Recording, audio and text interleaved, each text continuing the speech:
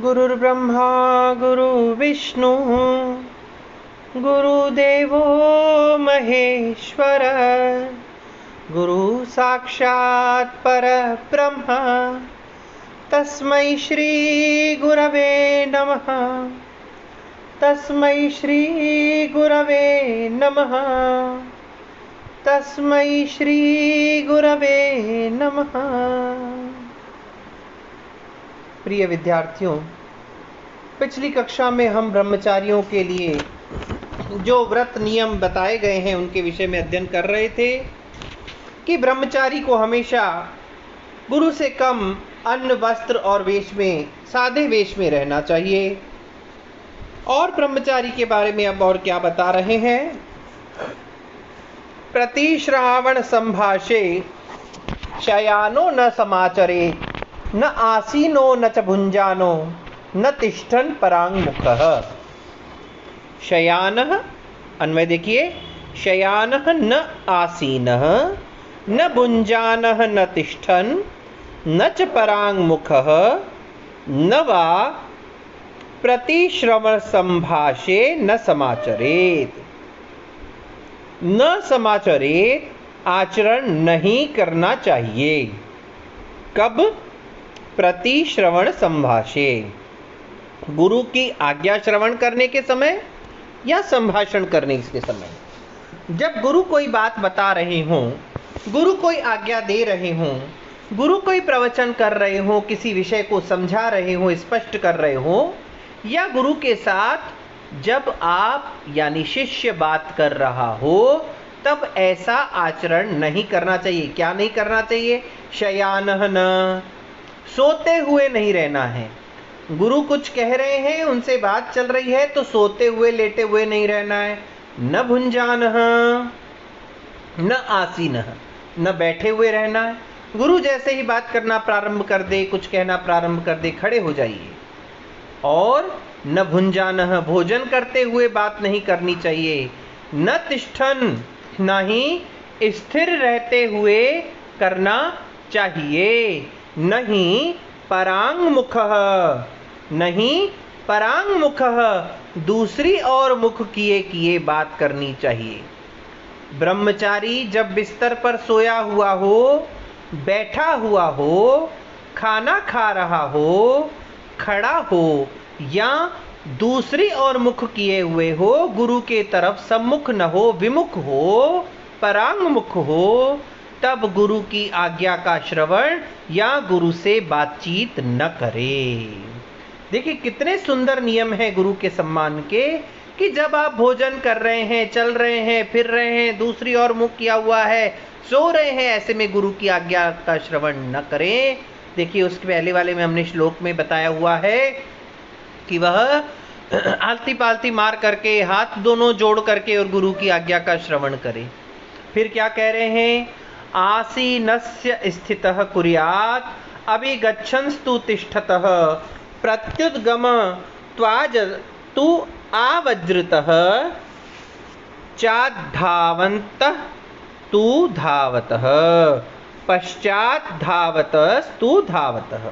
इसका अन्वय देखिए, आसीनस्य स्थितः तिष्ठतः तु अभिगच्छन् आव्रजतः तु प्रत्युद्गम्य धावतः तु पश्चात् धावन कुर्यात्। अब ये तो बता दिया कि ऐसे नहीं करना चाहिए। अब कैसे करना चाहिए गुरु से बातचीत?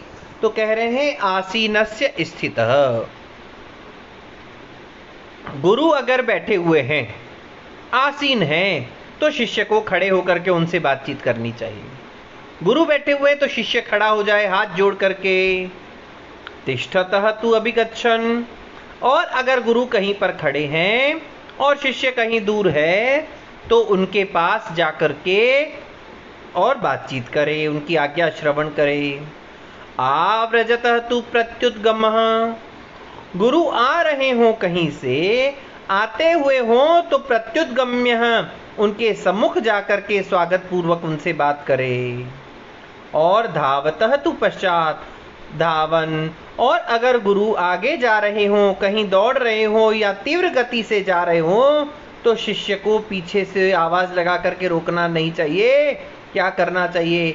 धावन प्रति श्रवण संभाषे कुर्यात, दौड़ करके उनके सम्मुख जाकर के उनसे बातचीत करनी चाहिए। देखिए कितने सुंदर नियम कहे हुए हैं। अगर गुरु बैठा हुआ है तो खड़े होकर के बात कीजिए, और अगर गुरु खड़े हुए हैं तो उनके पास जाकर के, सामने जाकर के बात कीजिए, और अगर गुरु चल कर के आ रहे हैं तो भाग करके उनके सामने पहुंच करके बात कीजिए, और अगर गुरु कहीं जा रहे हैं, भाग रहे हैं, तीव्र गति से चल रहे हैं, तो उनके पीछे भाग करके, दौड़ करके उनके सम्मुख जा करके और बात करनी चाहिए। फिर क्या कह रहे? परांगमुखस्याभिमुखो दूरस्थस्य चैत्य चांतिकम, दूरस्थस्य एत्य चांतिकम प्रणम्य तु शयानस्य निदेशे चैव तिष्ठतः। अन्वय देखिए, ब्रह्मचारी परांगमुखस्य अभिमुखः दूरस्थस्य अंतिकम एत्य शयानस्य निदेशे तिष्ठतः गुरोः प्रणम्य एव प्रतिश्रवण संभाषे कुर्यात्। क्या कह रहे? ब्रह्मचारी को परांगमुखस्य अभिमुखः, अगर गुरु दूसरी ओर मुंह किए हुए हैं तो उनके अभिमुख, उनके सम्मुख जाकर के, उनके मुख के सामने जाकर के और शिष्य को बात करनी चाहिए। दूरस्थस्य अंतिकम, और अगर गुरु दूर में स्थित हों, कहीं दूर हों, तो उनके अंतिक अर्थात उनके समीप जाकर के बात करनी चाहिए। फिर कह रहे हैं शयानस्य निदेशे तिष्ठतः, अगर गुरु सो रहे हों तो प्रणाम करके उनके सम्मुख जाकर के, प्रणाम करके और वहीं रुक करके नम्रता पूर्वक उनकी आज्ञा का श्रवण करना चाहिए।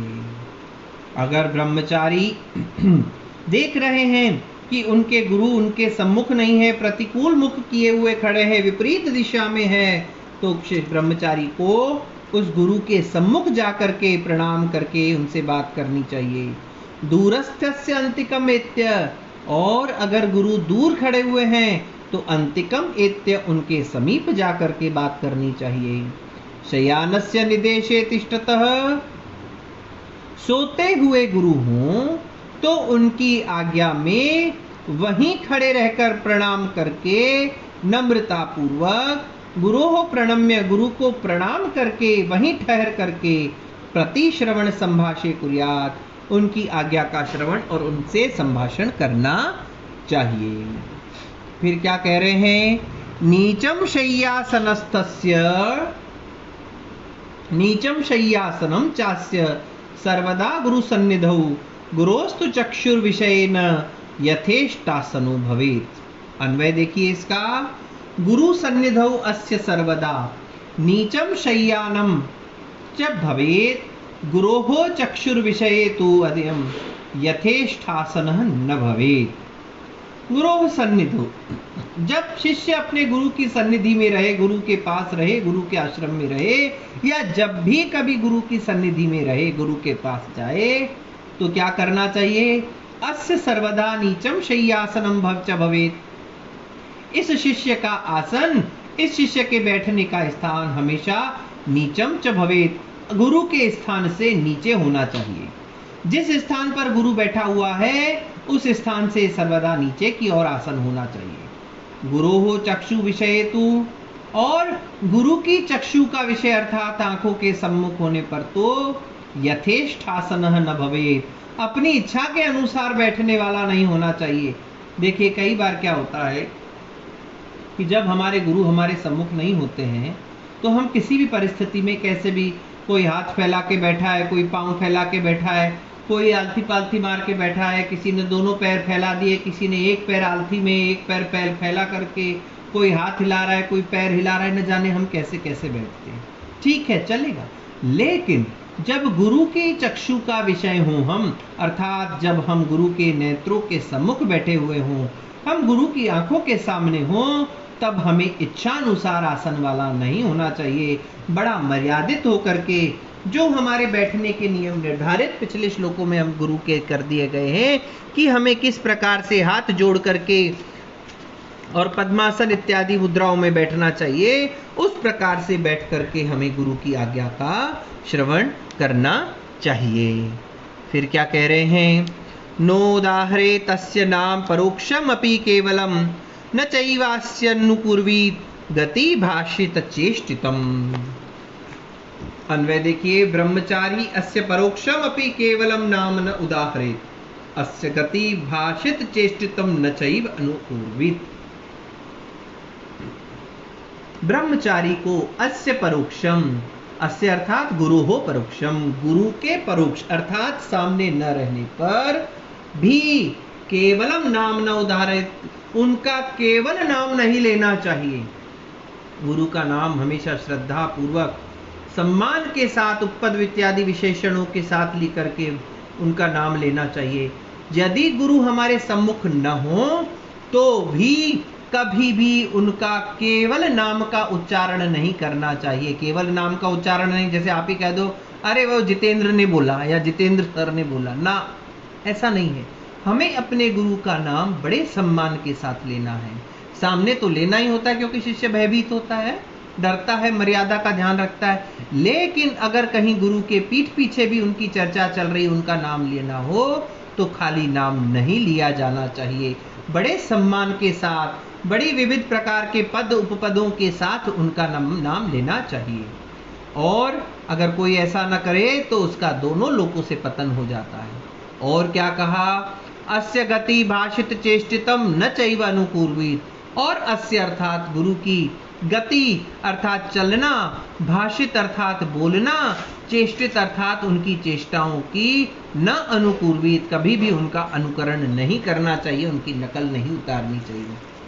आजकल एक बड़ी अलग सी प्रक्रिया आ गई है, मिमिक्री इत्यादि की जाती है।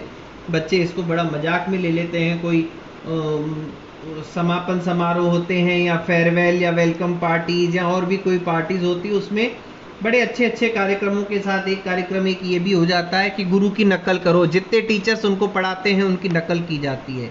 तो हमारे शास्त्रों में इसके ऊपर भी कहा गया है कि किसी भी अवस्था में गुरु की गति का, उनकी चाल का, चलने का, भाषण का, भाषित अर्थात वो किस प्रकार से बोलते हैं उनके बोलने का, और उनकी चेष्टाओं का अनुकरण, अनुसरण अर्थात उनकी नकल कभी भी किसी भी स्थिति में नहीं करनी चाहिए। देखिए, धर्मशास्त्र में इस प्रकार का निर्देश भी दिया गया है और उसके लिए दंड विधान भी किया गया है कि जो व्यक्ति, जो शिष्य गुरु के इस प्रकार की चेष्टाएं करता है, वह इस प्रकार का नकल इत्यादि आचरण करता है, तो वह अपना इहलोक तो बर्बाद करता ही है, अहलौकिक नुकसान तो उसको होता ही है, पारलौकिक हानि भी उसको उठानी पड़ती है। फिर क्या कह रहे हैं, गुरो हो यत्र परिवादो निंदा वापि प्रवर्तते कर्णौ तत्र पिधातव्यौ गंतव्यम वा ततो अन्यतः। यत्र गुरोः परिवादः निंदा वा अपि प्रवर्तते ब्रह्मचारिणा तत्र कर्णौ पिधातव्यौ ततः अन्यतः वा गंतव्यम।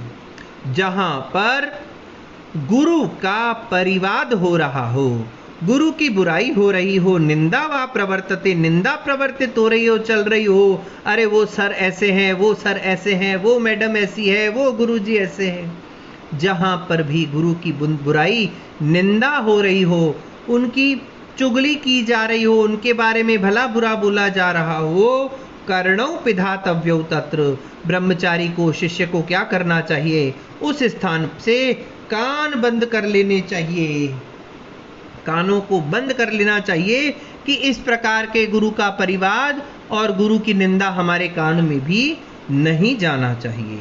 ततः अन्यतः वा गंतव्यम, और अगर ऐसा भी हो और अधिक आपको कानों को बंद करने से भी वो शब्द अगर आपके कानों में आ रहे हैं, श्रवण मार्ग में आ रहे हैं, आपको उनका श्रवण हो रहा है, तो क्या करना चाहिए, और इससे अच्छा काम है, ततः अन्यतः वा गच्छेत, उस स्थान से कहीं दूर चले जाना चाहिए। देखो, इसी को ही नारद भक्ति सूत्र इत्यादि ग्रंथों में नामापराध कहा गया है। ये नाम का अपराध है, गुरु की निंदा इत्यादि करना और सुनना। करना तो महापाप है ही है, लेकिन सुनना भी महापाप माना गया है। तो जो इस प्रकार के कर्म को सुनता है या बोलता है, वह नामापराधी है, और ऐसा नामापराधी इस लोक और परलोक में सदैव ही दुखी रहता है और उसको अनेक घोर कष्टों का सामना करना पड़ता है। इसीलिए जहाँ पर भी गुरु की निंदा हो रही हो, बुराई हो रही हो, उनके विषय में कुछ सही गलत भला बुरा बोला जा रहा हो, वहाँ से कान बंद करके चले जाना चाहिए। और कान बंद करने से भी अगर काम न बने तो उस स्थान को छोड़ करके चले जाना चाहिए। ये शिष्य का कर्तव्य है। और अगर कोई ऐसा करता है कि वह गुरु की निंदा करता है, गुरु की बुराई करता है, या उनसे ईर्ष्या द्वेष रखता है, या उसके मन में गुरु के प्रति कुछ अलग प्रकार का द्वेष है, ईर्ष्या है, असूया है, तो उसके लिए क्या परिणाम है, उसको किस प्रकार की सजा का विधान किया गया है, किस प्रकार का दंड विधान किया गया है, ये बात अगली कक्षा में आपके समक्ष रखी जाएगी। तब तक के लिए ओम शम।